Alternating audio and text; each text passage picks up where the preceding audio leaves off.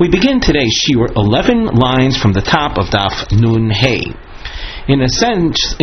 Essentially, we are continuing the discussion during our previous year where we were dealing with the identification of different relatives as to whether they are considered forbidden from the Torah as a result of having a common father, or even if they have just a common mother.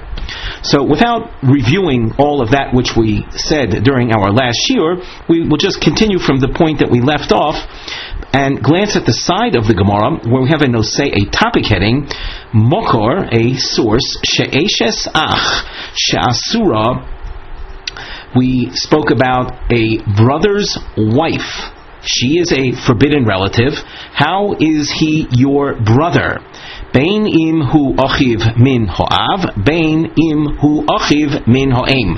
Whether he is a brother simply because you have a common father, or he is your brother because you have only a common mother. Either way, the wife of that kind of brother, we can call him my half-brother, is forbidden. So we pick up the Gemara, V'eshes ach gufa minol, and we've underlined that because this is the focus of our discussion, and this was an essential point in our previous discussion. So, where do we know that the wife of one's brother is forbidden to you from the Torah, whether she is the wife of your brother from a common father or from a common mother? The Sanya. We quote a pasuk from Vayikra, Perek Yudches Pasuk Tezayin. Before we go on in the source, let's just read the entire pasuk. Ervas Eishes Ochicha Lo Yisigale. One shall not have intimacy with the wife of your brother. Ervas ochicha hi. She is considered the erva of your brother. The term erva, without trying to give it a literal translation, it is a reference to a forbidden relationship. So now the Gemara continues. From where do we know that it is the wife of your brother, even if he is a brother, a half brother from either father or common mother? So the Torah warns against having intimacy with the wife of one's brother. Lo sigaleh, do not reveal her intimacy. Bein min ho'av, bein min ho'em. Whether it's a brother from a common father or from a common mother. In other words, a half brother. Either way. Ata oimer bein min ho'av bein min ho'em. You are saying that it's a half brother either way. Oy eino elo min ho'av v'lo min ho'em. Possibly, when the Torah forbids the wife of one's brother, it's only because it's a brother from a common father, not from a common mother. In other words, if it were your brother from a common mother, the wife of that brother wouldn't be forbidden from the Torah. Well, so which way do we go? V'dinhu, logic. Chayav kan v'chayav b'choso. The Torah holds one guilty here in the case of brother's wife and also in the case of one's sister. Ma achoso bein min ho'av bein min ho'em. Just like when it comes to sister, it doesn't matter if she's your half sister either from common father or common mother, and this we proved last time. We demonstrated this in our previous shiur. So af kan bein min ho'av bein min ho'em. So too over here with regard to wife of brother, the brother is a half brother either from father or from common mother. Or maybe go this way in trying to prove things. Chayav kan v'chayav b'doidoso. The Torah is mechayav, holds one guilty here in the case of brother's wife and also in the case of doidoso. Doidoso is the wife of one's father's brother. Now, how is the brother a brother to your father? Ma doidoso min ho'av v'lo min ho'em. The prohibition of the Torah that's called doidoso, wife of one's father's brother, is only if it's your father's brother because they have a common father, not if they have merely a common mother.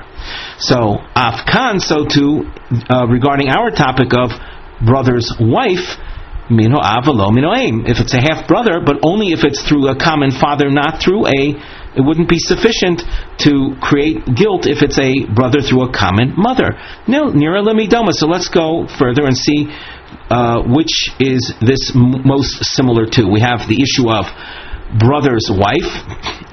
We have now a choice to compare brother's wife to either achoso or doidaso. Donin krove atzmo mikrove atzmo. Maybe we should prove brother's wife who is considered your own relative from the precedent of achoso, your sister who is your own relative. V'al tochiach dodaso, and don't allow the case of dodaso to prove the matter, to settle the matter. Shekrov ve'hoav, dodaso is related to you but through your father. Oy klach l'derech zu, or maybe go this way. Donin dover sha'al yedei kiddushin midover sha'al yedei kiddushin. We should derive the unknown, namely the case of Eshes Ach. She married your brother, so the woman's prohibition is through the act of marriage, her marrying your brother. So we'll learn that from another case where marriage was a key factor. Midover sha'al yedei kiddushin, namely dodaso. She married your father's brother. Do not allow the case of sister to prove the matter. She'isur haba me'elov. That is an isur that came on its own by the mere fact that she was born without any act of marriage. So we really don't know which way to go. Each time we suggest one method of proving it, we find that there's room to suggest an alternative way. Talmud lomar, therefore we resort to the pasuk. This is the continuation of the pasuk with which we opened this Tanaic source. It says at the end, Ervas ochicha hi. It would appear to be a type of repetition, so it's repeated to cover our tracks. Bain mino av, bain mino aim. This extra phrase comes to tell me that it's your brother's wife, even if it's your brother through just a common mother. So we have two parts of this pasuk that, as we say, cover all possibilities: common father or common mother. And as we go on in the Gemara, you'll see a house marking that appears a few times on the side under the Mivneh heading. The house represents Hatzos Chilufios, alternative suggestions. Shnayim Harishonim Shemesumonos, the first two house markings that are feature a colored-in tip. Heim Hatzos Chilufios Lamaskonos Habraisa. These are suggested alternatives to the conclusion of the Braisa that we just read. So the Gemara continues, V'ema idi v'idi. Let us say that both parts of the pasuk in Vayikra Yudches pasuk Tezayin are be'eshes ach mino av, the wife of your brother through simply common father. And so they'll ask, what do I need two parts of the pasuk to talk about the same thing? Chada Yesh la bonim b'chaye bailo. One covers a case of a brother's wife that he divorced, that your brother divorced. Your brother's still alive, and and it's a case where he had children. V'chada di'ein la bonim b'chaye bailo. And the other is a case where he had divorced his wife and had no children. And has no children, and both of those cases, the brother's wife is forbidden. The Gemara rejects the need for both of these. Ein la bonem b'chay baila. The case of a brother's wife that has no children and the brother is still alive, that is midarav huna nafka. That prohibition is derived through Rav Huna's teaching. There's a note in the Rashi on the upper part of the narrow lines. Midarav Huna dichtiv eshes achiv nida hi, as we saw before on Daf Nun Daled Amid Beis. So we have a source based on Rav Huna's teaching, which is essentially another pasuk that teaches me the case of eshes ach b'chay bailo ein lo bonim. Okay, so we're we're going to go back to now another suggestion of the two parts of the pasuk. Vayikro Perik Yud Ches pasuk Yud Tezayin V'Yemo Idi V'Idi. Let us say that both parts of the pasuk Be'eshes Ach Mino Av. Again, it's a wife of your brother that's your brother through a common father. As far as brother through common mother, that's not going to lead to guilt if you have intimacy with his wife. That only if it's a brother through common father. What do I need two parts of the pasuk for? Chada diyesh la bonim b'chaye bailo. One is where he had divorced her and she produced. They had produced children, and the husband is still alive. V'chada diyesh la bonim liachar misas bailo. And the other is a case where the brother had produced children, but he subsequently died. And in both cases, the brother's wife is forbidden. Well, yesh la bonim la'achar misas bailo, the case where she has he had children and he subsequently died, that the wife is usher, lo tzricha kra. I don't need a pasuk to cover that case. Midam rachmana, from the fact that the Torah says she'ein la bonim muteres, that where one's brother dies, leaving no children, so the wife, the widow in that case, is muteres. Ha yesh la bonim asur. We would derive from that through inference that where there are children, so she is forbidden. So that prohibition is derived from the inference mentioned, and we don't need pasuk tezayin for that. The Gemara asks, V'dilma ein la bonim. Maybe in a case where there are no children, asura li alma, visharia lo yavam.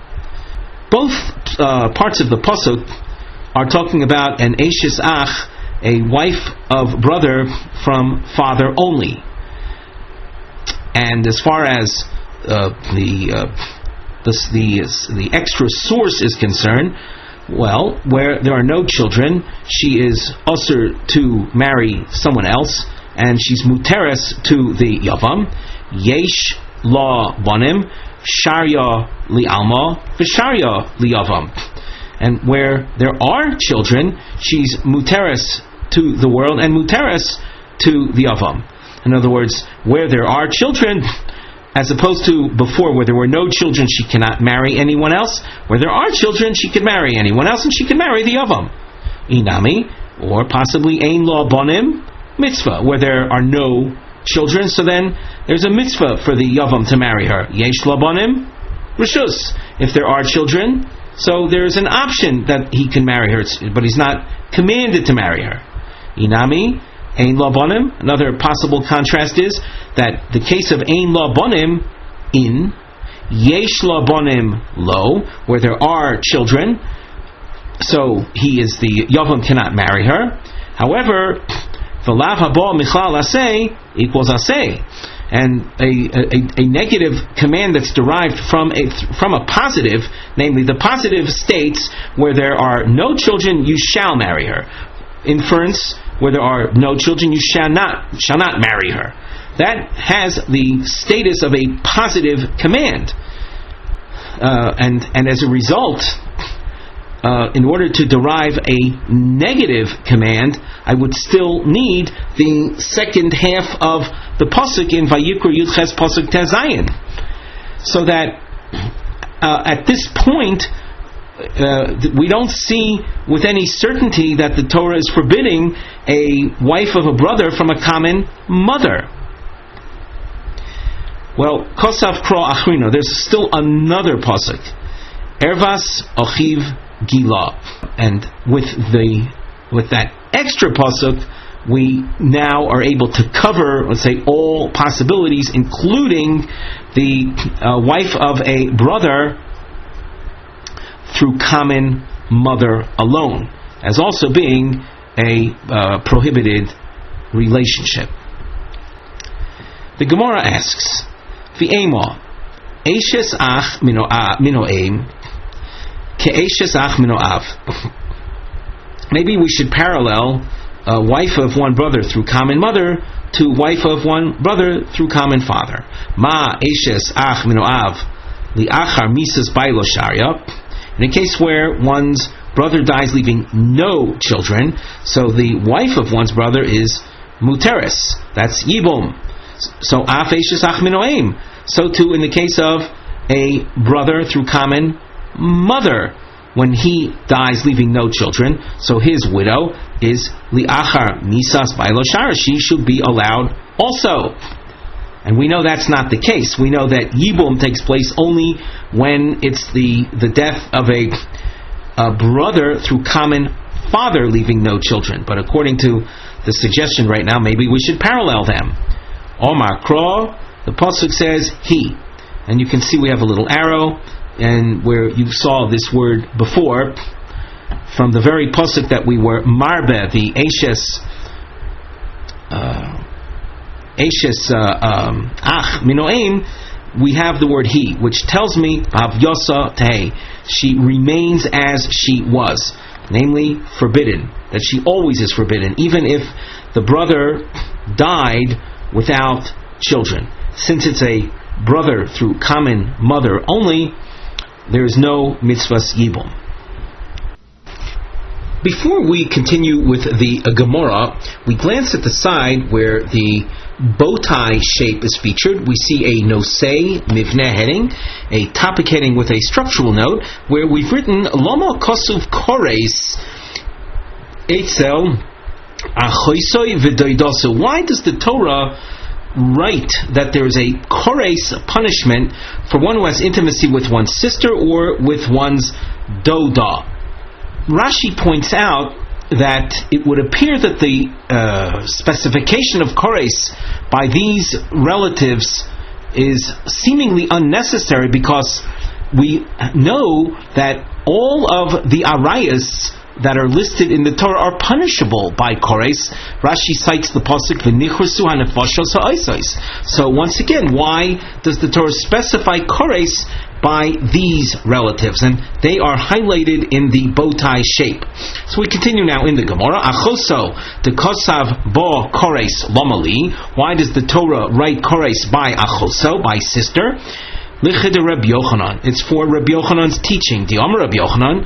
Rabbi Yochanan tells us, Shim ason kulam behelam achas, if a person would have intimacy with a series of forbidden women in one state of lack of awareness, he's not aware of who they are, or he's not aware that they are forbidden, so chayav al kol achas v'achas, he'll have to bring a separate sacrifice, a separate korban chatos for each act.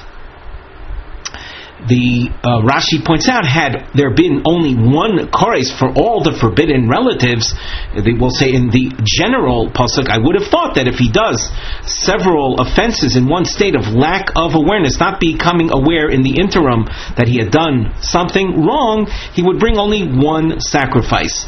Now that I have kores specified by one, this falls under the category of an example of something, a relative, a forbidden relative that was part of a general rule. It was called Dover Shahoya B'Klal, and then it was Yotzim Min HaKlal. It was specified on its own. It was taken out of the general rule, and it teaches us about the entire list, as Rashi calls it, L'Lamed Ala Klal Kulo.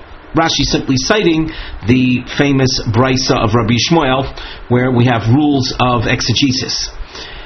And we say, just like Achoso is a specific forbidden relative, and she carries with her a penalty of kores, so too any other specific relative will generate a kores penalty, and hence if it's done with lack of awareness, we know that a korban chatos, a sin offering, is brought. And that's called what we call the chalek, that for each one a separate sacrifice will be necessary. And that's all a function of kores being specified by achoso. We continue with a question. Ulu Rabbi Yitzchak, the Omar, kol chayve krisus b'chlal hoyu, v'lama yatzas kores b'achoso, laduno b'kores v'loi b'malkos. According to Rabbi Yitzchak, the forbidden relatives that are punishable by kores are punishable by kores alone, and malkos cannot be given. Lashing cannot be given. That would mean that even if the offender was warned beforehand that if you do this offense, if you have intimacy with this forbidden woman, you will be punishable by lashing, you will not get lashes. That's Rabbi Yitzchak's opinion. Others disagree with that. But according to Rabbi Yitzchak, that principle, that something, in the case of forbidden relatives that are chayav kores, we learn from Achoso that the offender will get punished by kores and not by malkos, even if he is warned thusly. How will Rabbi Yitzchak know lechalek? Answer: lechalek is the concept we saw before that was introduced by Rabbi Yochanan, that there's a separate need or a separate requirement of bringing a sin offering for multiple offenses. Nafka lay, so Rabbi Yitzchak will learn that point out, mive'el isha benidas tum asa.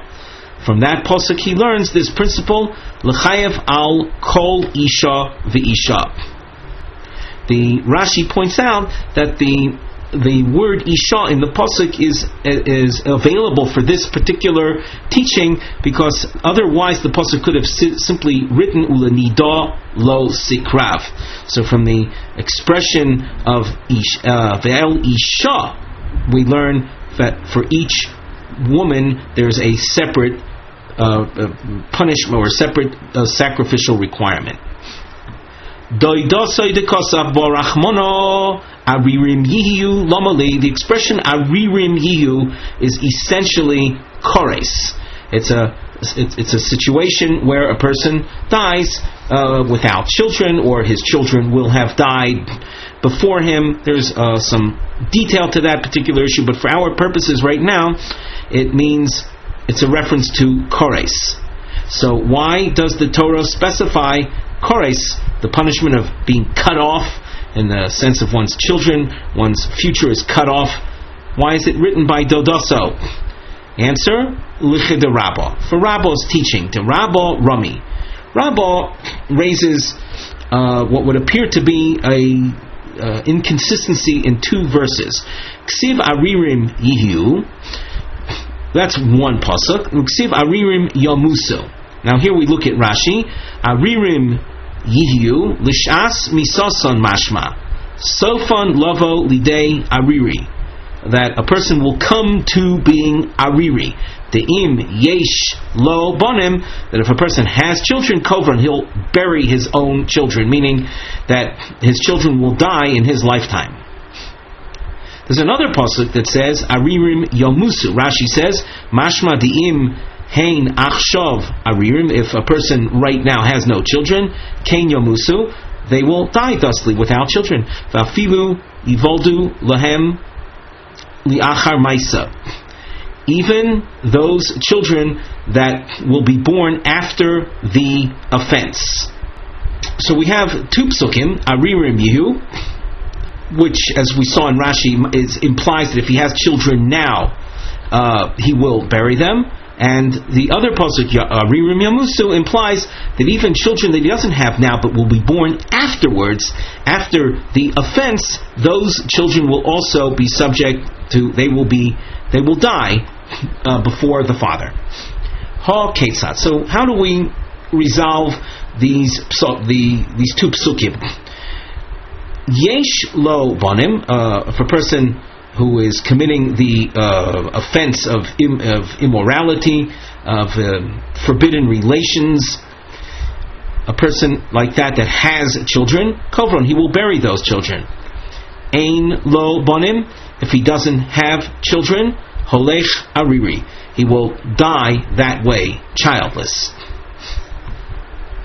V'itzrich lemichtav aririm yu, v'itzrich lemichtav aririm yamusu.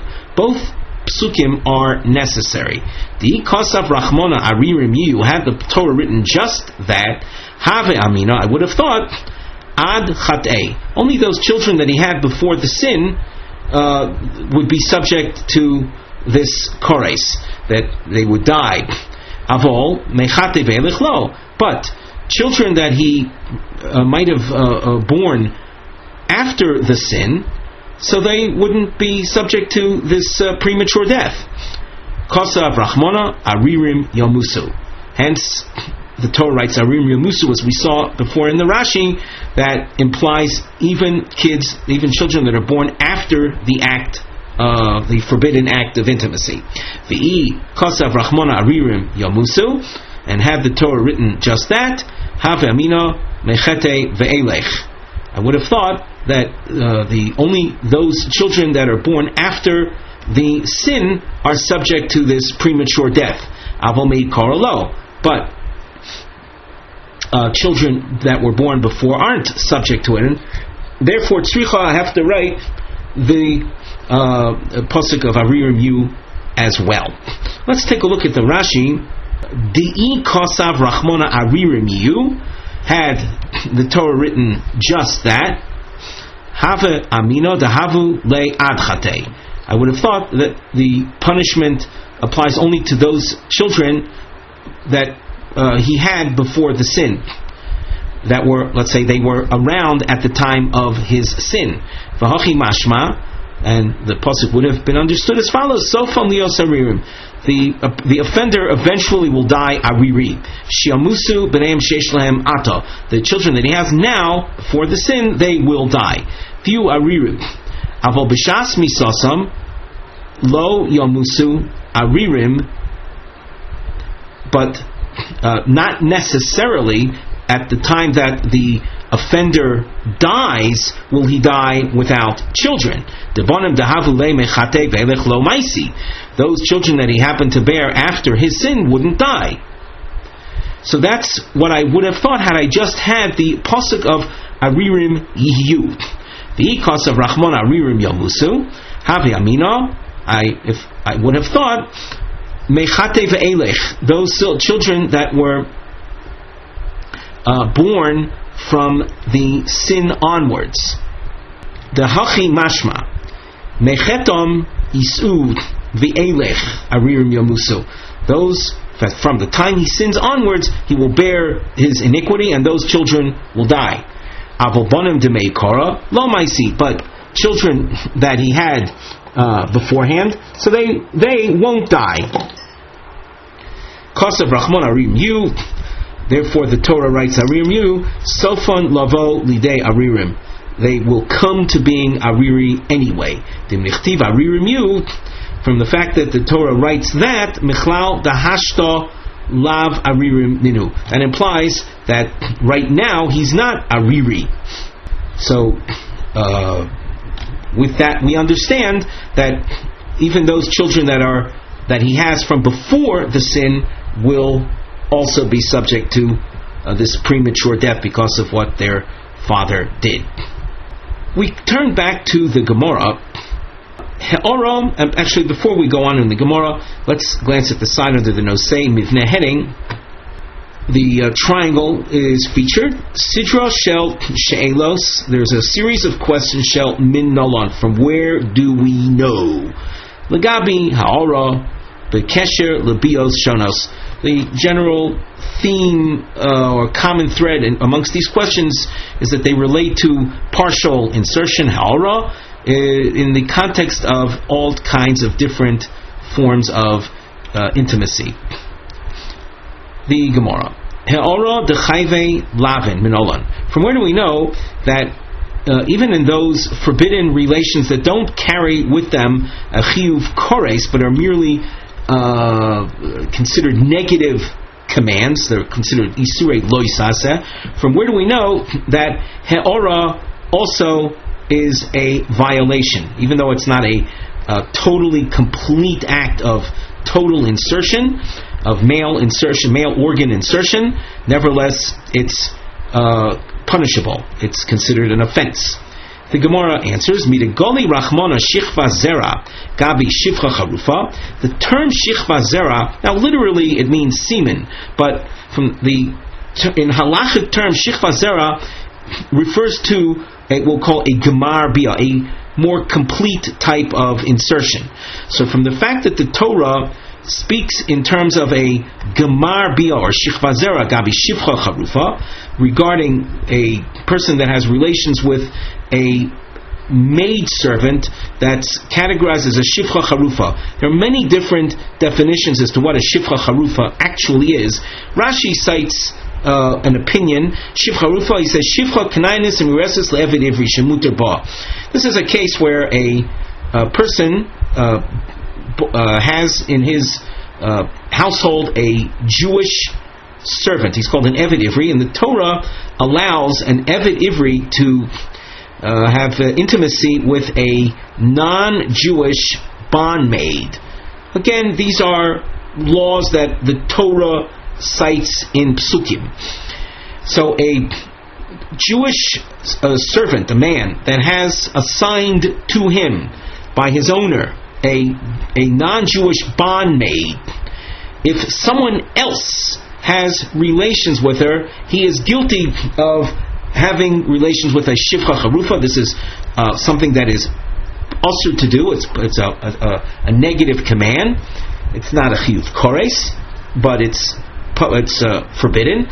So from the fact that the Torah specifies by shivcha charufa that the outsider who has intimacy with her is considered guilty of a punishable act only if he has a complete sexual contact, Michlal, we can infer that all the other kinds of lavim, the chayvei lavim, that all the rest of the chayvei lavim, beha'ara, one will be guilty even with the partial insertion.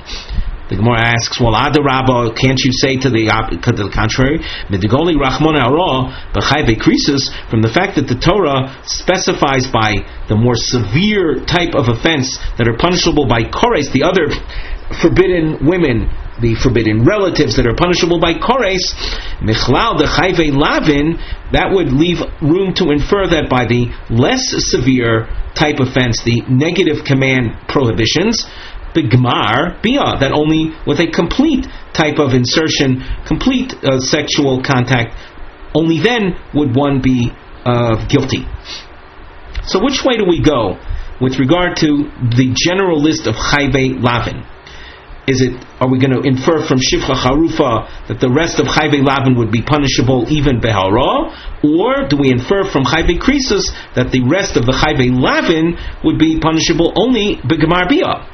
Amar Rav Ashi, in Cain, if that were so, that other chayvei lavin are inferred from chayvei kores and punishable only begemar bia, lishto krami shivcha charufa. Let the Torah not say anything, not say shichvas zera by shivcha charufa. Shivcha charufa is just another example of a chiyuv lav.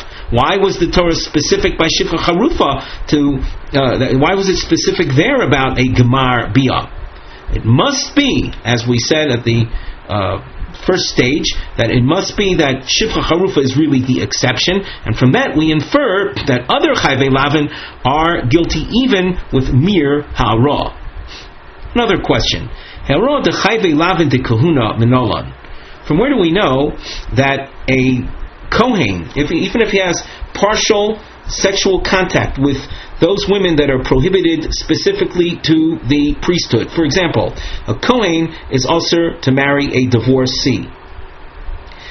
If he has intimacy with a divorcee, where do we know that he is in violation, even if the intimacy is only hara? Asya, kicha, through a gezerah shava, we learn this point. And Rashi spells out how that is derived. We continue in the Gemara. Dechayvei asay minolan. The Torah prohibits certain types of women in a positive command format. The example being that a convert from the Mitzri or Edomi people cannot join the ranks of the Jewish people until a third generation. The pasuk says, Dor Shlishi Yavo, that in the third generation of their converts, so they can join the Jewish people. And not the second and not the first generation of converts. So that's a negative command, but it's derived from the positive. The positive being third generation they can come into the Jewish fold. So that's called a lav habo michlal aseh, is classified as an aseh, as a positive command. So how do we know that if one, let us say, would have intimacy in the ha'ora fashion with a Mitzri, Rishon, first generation convert or second generation convert, Minolan, how do we know that even with mere ha'ora that would be considered an offense? The Gemara answers, we're at the top of Omid Beis, Asya Bia.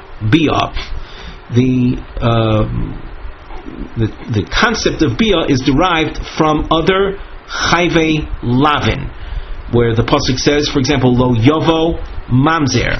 The word Yovo appears, entrance or coming into the fold. In that context, it's a negative command, Lo Yovo Mamzer. And in the case of the positive command, the pasuk used also the word Yovo, Dor Shlishi Yovo. We have a bracketed section, and the reason for the brackets is explained by Rashi. It's explained by the note on the side that we have on the side of the Gemara. Iker hashelo nimtzeis achrei hasograim. With the main question will appear after the brackets. Besocham yesh hava mina udechia. Within the brackets, the Gemara raises a possibility, but also rejects it. So, if you skip the brackets just to see the main question, Yevama liyava minolan. How do you know that a Yavam consummates the Yibum marriage with the widow, with the Yevama, by mere ha'ora? Gemara will answer that after minolan. But in the brackets, Yevama lashuk minolan. Top line, from where do you know that a Yevama lashuk, that means a Yevama that did not receive chalitza, and she has relations with some outsider. How do we know that there is a violation, even if it's just partial contact, namely hara, without gemar bia? The Gemara responds, you don't have to ask that question. Lav.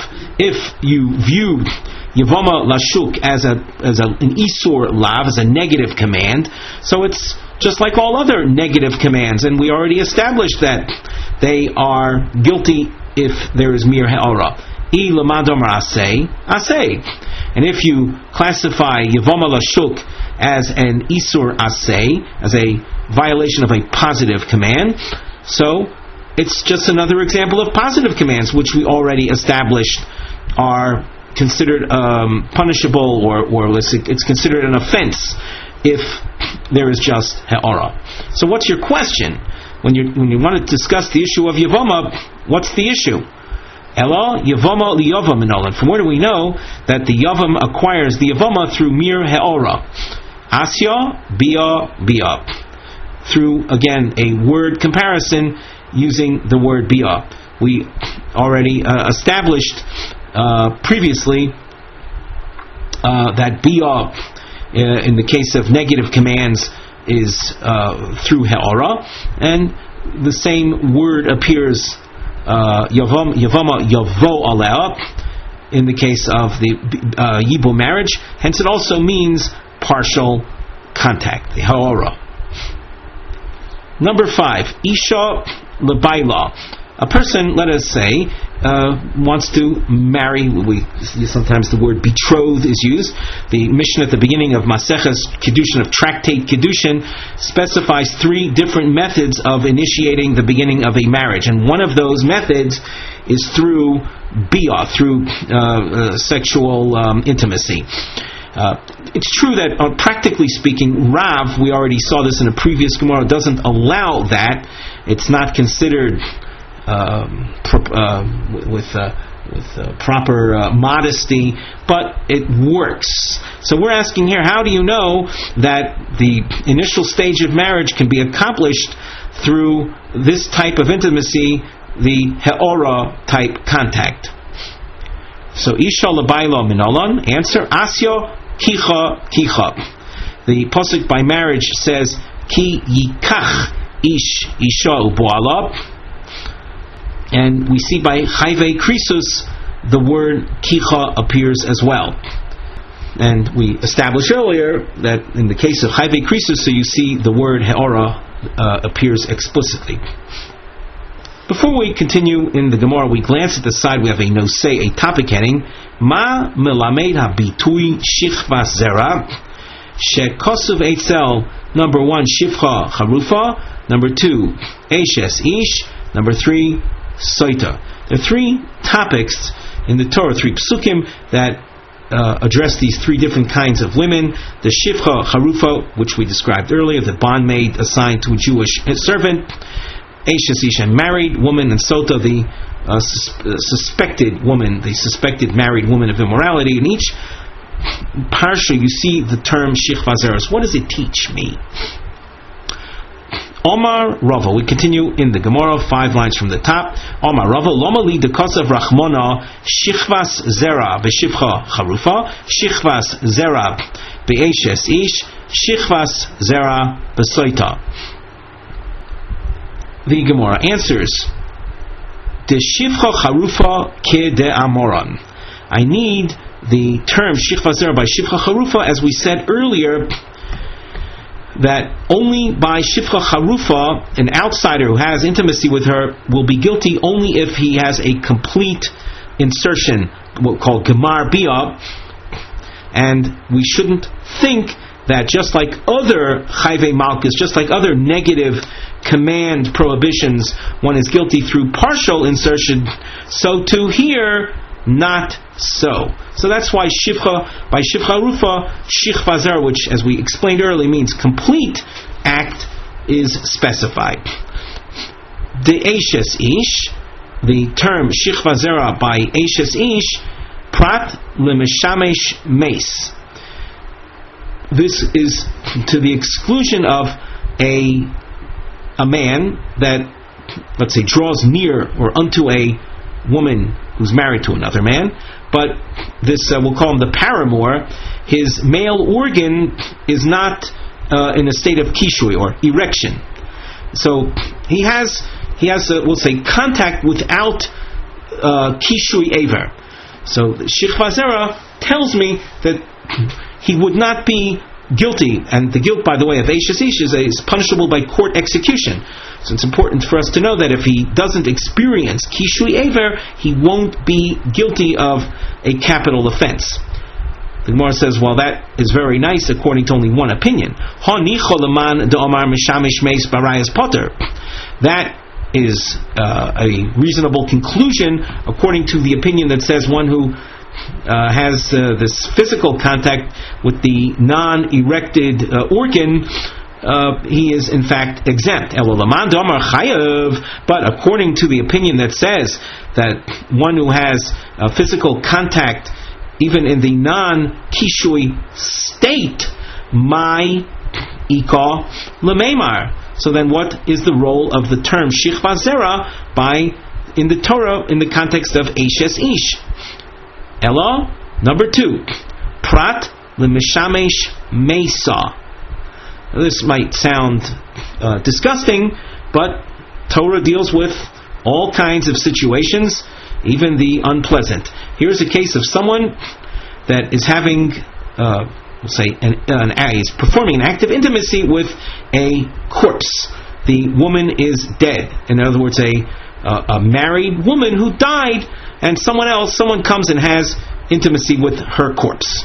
The salka daita chamina. I would have thought without the pasuk, hayol liachar misonami ikri she'ero, since a husband-wife she's referred to as his she'ero. She'ero is his relative, even after death. And Rashi cites the pasuk where it says ki'im l'she'ero. The Torah there talks about a Kohen who in general is not allowed to expose himself to the defilement of the dead. A Kohen, though, if it comes to his wife that died, so she'ero means one's wife, he is obligated to defile himself. So we see that a wife is called she'roer. She's called a wife even after she's dead. So Ema, I would have thought, l'chayev Allah, b'yeshes ish. Someone else who has intimacy with her corpse is guilty. Kamash Malon, hence the term shichvas zera comes to preclude that.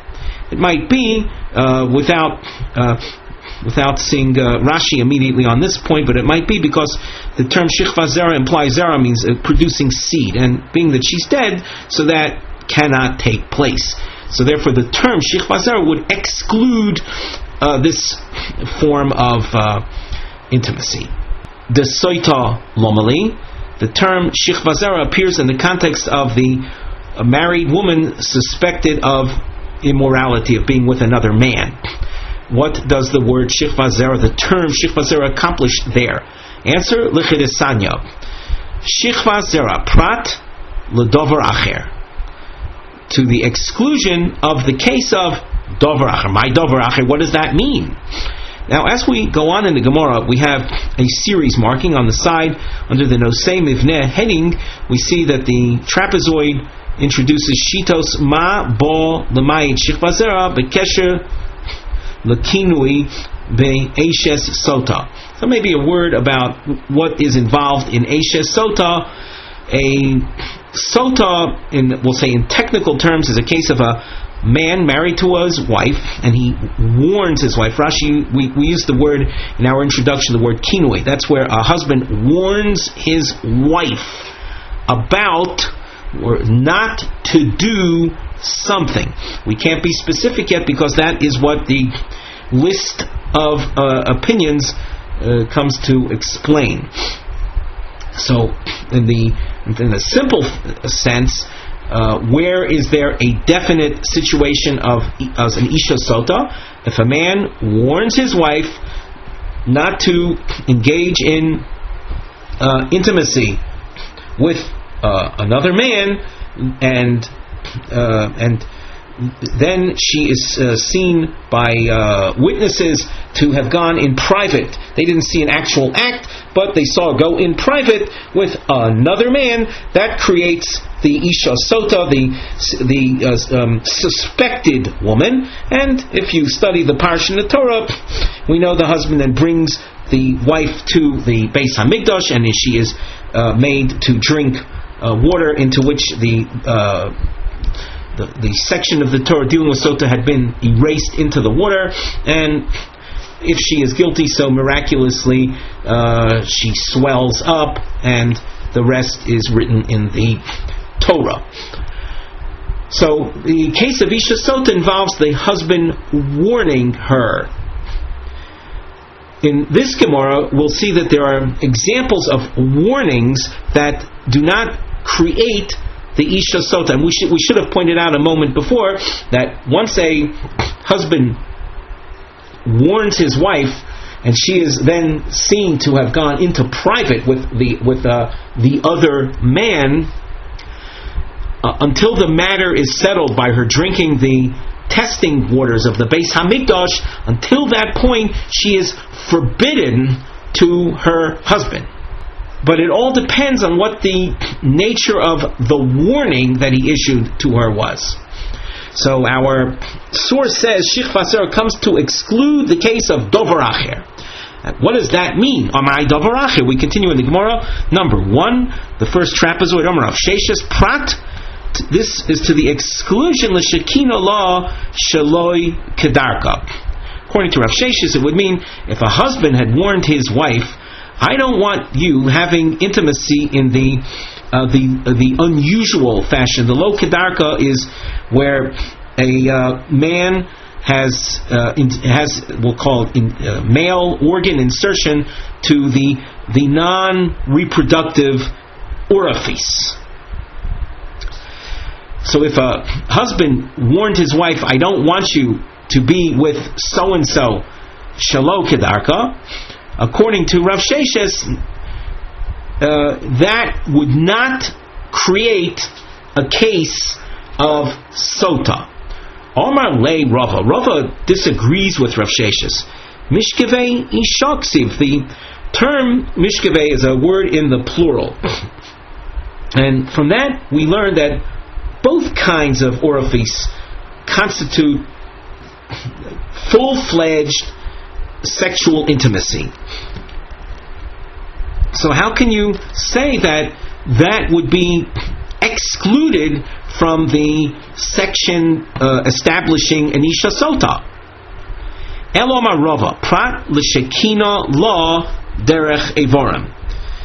Rashi says derech evorim miuch dodim v'dosh mibachutz b'shar evorim. This has to do with immoral conduct.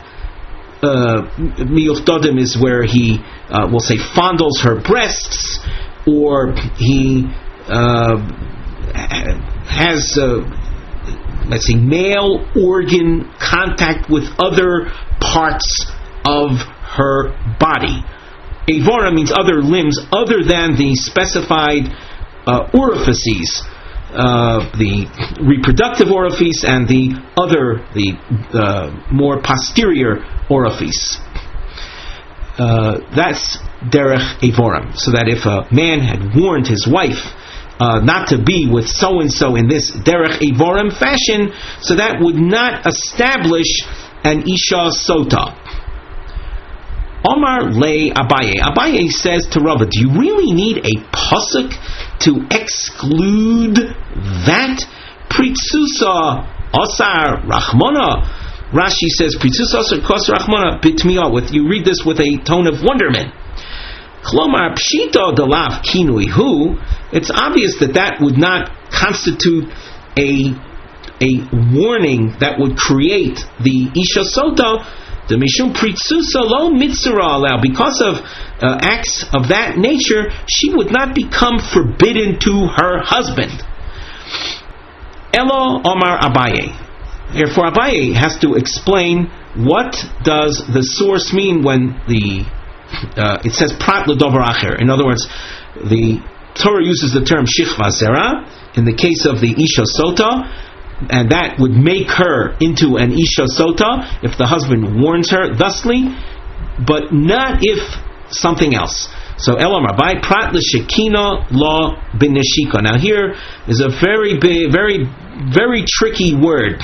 Do not translate this in say common Hebrew terms. That would be a very big mistake. It would fall more under the previous comment of Abaye. Neshika is the male organ touches the female place of reproduction. Again, the word neshika literally or in common Hebrew has to do with kissing, but kissing, if you let's say appreciate the analogy, the one's, let's say, lips touch the other party's cheek. It's a mere touching, superficial contact without any organ insertion. And here we have to be detailed, somewhat vivid about this. Otherwise, the sugya cannot be understood. So Abaye says that a husband who warns his wife not to engage in this level of sexual contact, where there's absolutely no insertion, but just superficial organ contact, so she would not become an isha sota. Ha-nicha, this explanation is fine, is acceptable. Lamanda Omar, according to the opinion that says ha'ora zu hachnosas haTorah. That when we speak about ha'ora, and we've spoken about that extensively in the last few dapim, we've been referring to the term ha'ora as partial insertion. Now, that happens to be a good explanation, but only according to one opinion. And here we have to reveal that there are two opinions as to what ha'ora is. Now, ha'ora, we know, is something that the Torah views as serious as, we'll say, full organ insertion. What is ha'ora? So if you say that ha'ora is defined as hachnosas atorah, that would be a case where the tip of the male organ is actually inserted into the female orifice. and He'ora is considered the lower level of prohibition. So then Neshika, which is simple superficial contact without any insertion, that would not be an act that creates Isser. That would create prohibition between husband and wife if she does simple Neshika with another man. But according to the opinion that He'ora of the Torah is in fact Neshika, the superficial contact without even a Torah insertion. A Torah is again the male organ, the tip of the male organ, the outer extreme of the male organ.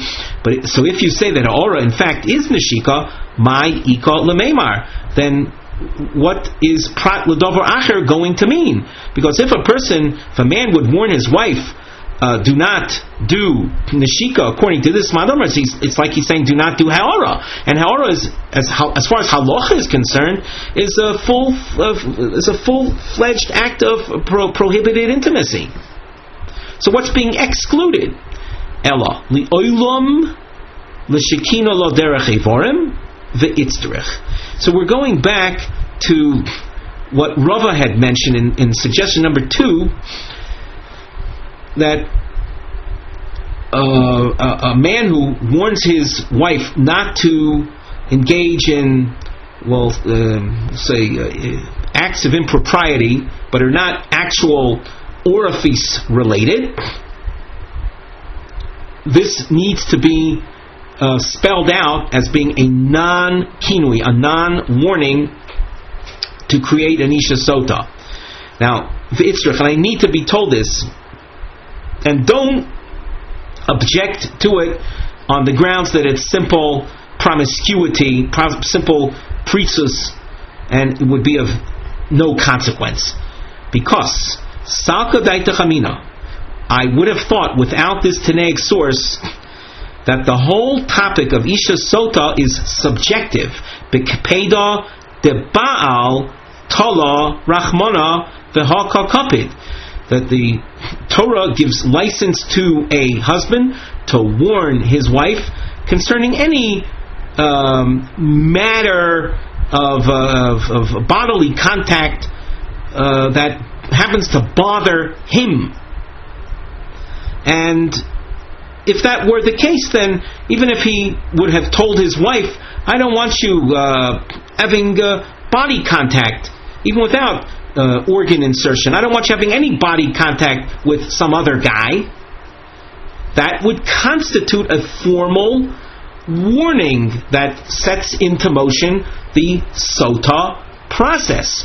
Komash Malon, therefore the term shichva zera is used to exclude that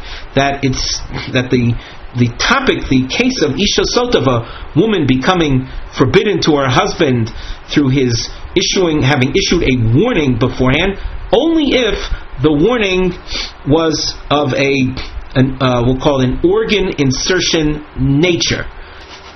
Whatever level of organ insertion that is, that already you have to define according to the Gemara beforehand. But certainly to the exclusion of a warning that involves other types of acts of promiscuity. Before we continue with the Gemara, we have a nosei mivneh heading. A diamond is featured, and you can see a double underline. All these are 2 series markings. Shitos, the diamonds will highlight different names, different opinions. Ba'agdoras, neshika, v'achnosas haTorah. The topic that we just finished touching upon. These are called different levels of male organ contact with the female, with the prohibited lady in the area of her orifice. Omar Shmuel, and by the way, you might want to note that we're going to see a number of opinions, and we have a chart that accompanies this sugya on the side of the Gemara. If you just glance at the chart by way of, let's say, overview before learning the Gemara, you can see down the right-hand column there are names: Shmuel, Rabba Bar Chana, Rav Dimi, and Ravin, and Rav Shmuel Bar Yehuda. Across the top, we see references to different levels of insertion. There's neshika, which is in fact no organ insertion. It's just the touching of male organ to that area of the woman. The next level is hachnosas atorah, where the outer extremity of the male organ, that we'll call it the tip of the organ, is inserted, but not more than that. And then there is further than that. That's called gemar bia, completion of intimacy. The Torah makes reference to he'ara and gemar bia. The Torah word he'ara, unto what level of insertion is that applicable? So take Shmuel for example. Shmuel says that even mere neshika is called he'ara. What about hachnosas atorah? So that's not going to appear explicit, but it's derived through the Gemara's discussion as it unfolds. Then Shmuel will call hachnosas atorah also he'ara. The next opinion, Rabbi Baruch Hana will tell you that neshika, that mere neshika, is called he'ara. And hachnosas atorah, as far as Rabbi Baruch Hana is concerned, the mere tip of male organ inserted is called gemar bia. That's a complete act. And Rav Dimi and Ravin, as far as how they classify neshika, it's not so clear, but hachnosas atorah, they will tell you that upon hachnosas atorah, that's he'ara. As far as what about neshika, so from the discussion more, we will derive that they hold that's also called he'ara. There's another opinion, Rav Shmuel Bar Yehuda, who will tell us that neshika is actually exempt. It's not even he'ara. What about hachnosas atorah? So he calls that is where ha'ara begins, and beyond that you need that. Then and only after hachnosas atorah would we speak about gemar bia.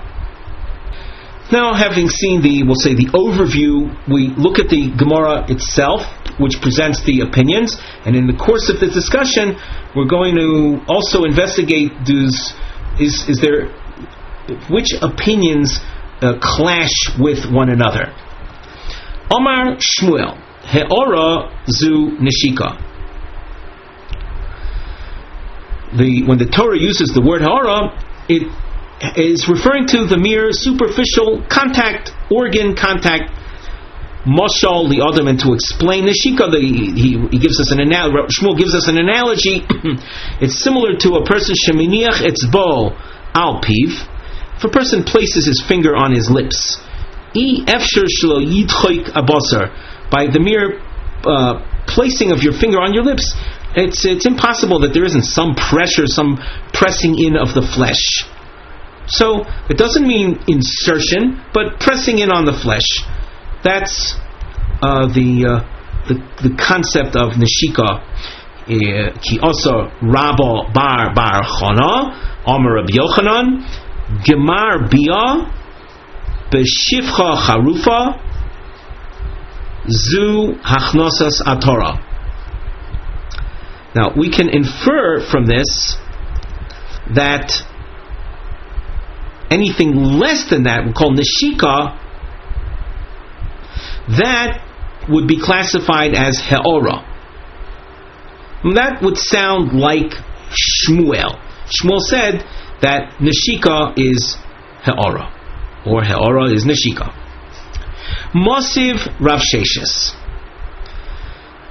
Rav Sheshes challenges Rabba Bar Chana by citing a pasuk by Shivcha Charufa, Vayikra, Perek Yutes pasuk Chof.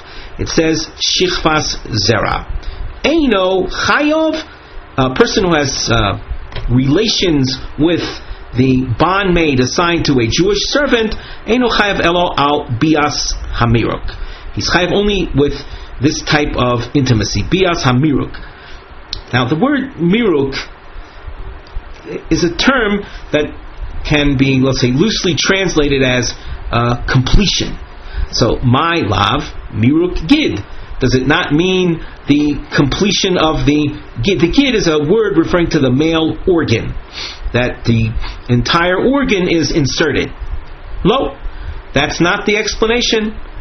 Rather, miruk atorah, the complete insertion of the tip. So that as far as Gemar Bia by Shifcha Charufa, and this Tanaic source, it means the insertion of the atorah, of the tip. So under Rabba Bar Chana, if you look at the chart, Hachnosas Torah, under across the top you see the middle column is Hachnosas Torah. Rabba Bar Chana calls that Gemar Bia. As far as Neshika is concerned, we established before that if Hachnosas Torah is called Gemar Bia, and Hachnosas Torah is a rather minor level insertion, so mere superficial contact, that would be called He'ora. He'ora, of course, being less than Gemar Bia. We continue in the Gemara. Ki asa Rav Dimi Rav Yochanan He'ora zu Hachnosas Torah. So according to Rav Dimi quoting Rabbi Yochanan, and again we have on the chart, you can see Hachnosas Torah, as far as he is concerned, is called He'ora. Amru lei. So people said to Rav Dimi, do you notice, by the way, by way of our markings, we squiggle on to Rabbi Yochanan after Rav Dimi, we had squiggle on to Rabbi Yochanan above after Rabba Bar Chana. So you have two rabbis quoting Rabbi Yochanan. So according to Rav Dimi's version of Rabbi Yochanan, Ha'ora is Hachnosas Torah. What did we infer from Rabba Bar Chana's presentation of Rabbi Yochanan? We inferred that Neshika is Ha'ora. That's different than Hachnosas Torah. That's more stringent. Here we're saying that Ha'ora is accomplished or violated by Hachnosas Torah, but not less than that. So they asked Rav Dimi, Amru lei, v'hol Rabba Bar Chana, lo amar hochi. He didn't say thusly. He said that Hachnosas Torah, Rabba Bar Chana told you that Hachnosas Torah is called Gemar Bia, and you are quoting Rabbi Yochanan as saying that the Hachnosas Torah is Ha'ora. So Rav Dimi responds, Omar Lahu. Rav Dimi says back to them, Oh, Ihu Shakroi, oh Ano Shakri. Either he is lying about what Rabbi Yochanan said, or I am. In other words, you can't challenge my position simply by citing Rabba Bar Chana's position. He says what he says, and I say what I do. One of us is telling the truth. Ki asa Ravin Omar Rabbi Yochanan He'ora zu Hachnosas Torah. Aderabo Bar Chana Vadai Pligi. It's clear that what Ravin is saying, which by the way is the same as that which Rav Dimi said, it's clear that they are at odds with Rabba Bar Chana. They definitely argue with him. He said Hachnosas Torah is Gemar Bia. Adishmuel Mi Lema Polig. Should we say that what Ravin is saying in the name of Rabbi Yochanan is at odds with Shmuel? Now, according to Shmuel, He'ora was Neshika. It would leave us to think that Hachnosas Torah is Gemar Bia. So is that? And if you say that, then Ravin would be at odds with Shmuel, because according to Ravin, Hachnosas Torah is not Gemar Bia; it's only He'ora. So should we say that Ravin is at odds with Shmuel? Lo, not so. As far as Shmuel is concerned, Minashika v'ad Hachnosas Torah. That whole range is He'ora, Kori Law. That whole range, it's not as we thought that when Shmuel says Neshika is He'ora, that we would definitely then infer that that which is beyond Neshika, Hachnosas HaTorah, is necessarily Gemar Bia. Not so. From Neshika till Hachnosas HaTorah, that is called He'ora. And that's what Rav said, that Hachnosas HaTorah is called He'ora, so they're not at odds with one another. Ki also Rav Shmuel Bar Yehuda, Amar Rav Yochanan. He'ora zu Hachnosas HaTorah. Gemar Bia is Gemar Bia Mamish. It's actual insertion beyond the tip of the git, of the male organ. Mikan v'elech. Now, mikan v'elech means beyond that, but it really means beyond that in the other direction, means less than Hachnosas HaTorah eino ela neshika upater olei. That would be classified as mere neshika, and one would be exempt for that. Upolig adishmuel. By saying that neshika is exempt, that is at odds with Shmuel, because Shmuel classified neshika as being considered ha'ara.